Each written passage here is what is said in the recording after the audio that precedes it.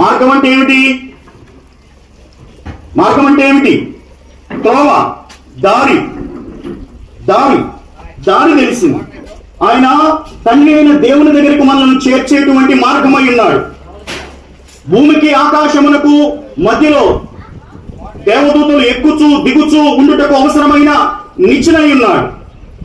పాతాళమునకు పరదేశకు మధ్యలో ఉన్న అగాధమును పూడ్చివేసేటువంటి శిలువ మార్గమై ఉన్నాడు ఆయన. ఆ మార్గమై ఉన్న యేసు క్రీస్తు ప్రభు వారి ద్వారా మాత్రమే మనం తండ్రి అయిన దేవుని యొద్దకు చేరుకోగలుగుతాం.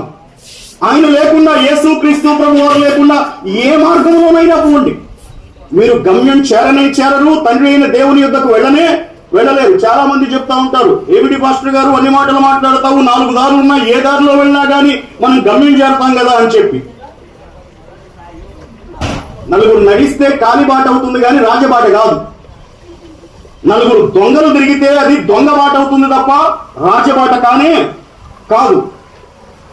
గవర్నమెంట్ వాడు అప్రూవ్ చేయాలి, ఇంజనీర్ ప్లాన్ ఇవ్వాలి, కాంట్రాక్టర్ బిల్డింగ్ వేయాలి, రోడ్డు వేయాలి, అప్పుడు గవర్నమెంట్ వాడే వచ్చి దాన్ని ఓపెన్ చేయాలి. అది మంచి రహదారి అవుతుంది. దేవుడు ఓపెన్ చేసినటువంటి రహదారి ప్రభు అయినా యేసుక్రీస్తు. అంతకుముందు పద్ధతులు లేవా? అంతకుముందు మార్గాలు లేవా? అంతకుముందు నడిపించిన వారు లేరా? నీకు అనిపించవచ్చు కాక, but there is only one exclusive way to God to reach. అది మన ప్రభు అయిన యేసుక్రీస్తు. దారి తెలిసింది, ఇల్లు ఎక్కడికి వెళ్ళాలో తెలిసింది, కానీ దారి తెలియక నేను దారి తప్పిపోయి అలసిపోయి ఉన్నాను కదా.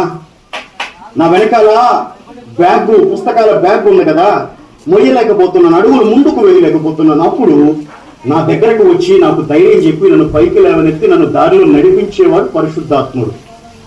అందుకే ఆయనకు సత్య స్వరూపియగు ఆత్మ అంటే అర్థం ఏంటి?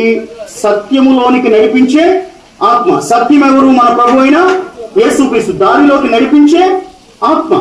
ఆ పరిశుద్ధాత్ముడు సహాయం చేసి అడుగుల్లో అడుగు వేసుకుంటూ మనకు దారి చూపించి, ఆ దారిలో గుండా నడిపించి మన గమ్యమైన తండ్రి ఇంటికి మనలను చేరుస్తాడు. కాబట్టి పాఠం ఏమిటి? తండ్రి అయిన దేవుడే మనకు నివాస స్థలము. ఆ నివాస స్థలమునకు చేరడానికి మనం త్రోవ తప్పిపోయాము. త్రోవ తప్పిపోయిన మనకు యేసుక్రీస్తు ప్రభు వారు త్రోవై ఉన్నాడు. ఆ త్రోవ తెలిసినా ఇంటికి వెళ్ళడానికి అలసిపోయిన మనకు ధైర్యమునిచ్చి నడిపించేవాడు పరిశుద్ధాత్ముడై ఉన్నాడు. ఇప్పుడు మన ఇల్లు మనం చేరుకోవాలి అంటే తండ్రి, కుమార, పరిశుద్ధాత్మ త్రియేక దేవుని సహవాసం మనకు ఖచ్చితంగా అవసరమైంది.